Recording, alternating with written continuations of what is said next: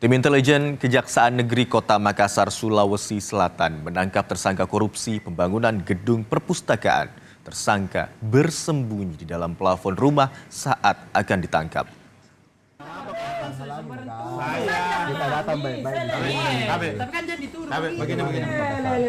Saya di sini selaku Kasat Reskrim dan Kapolsek tidak boleh. Ketegangan sempat terjadi saat petugas Kejaksaan Negeri Kota Makassar dan polisi akan menangkap tersangka korupsi di Kabupaten Goa, Sulawesi Selatan.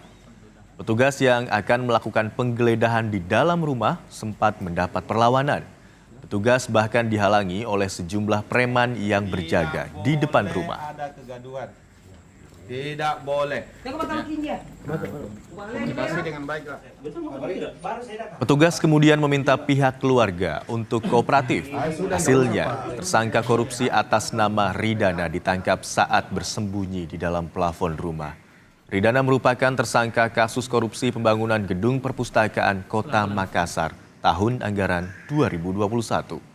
Tersangka kemudian dibawa petugas ke Kejaksaan Negeri Kota Makassar. Sebelumnya, 2 orang tersangka lainnya sudah ditangkap, yaitu mantan Kepala Dinas dan Direktur CV Era Mustika. Bahwa tersangka ditemukan sedang bersembunyi di atas plafon rumah yang diduga milik saudara Alvin yang mengaku sebagai calon suami dari tersangka Ridana.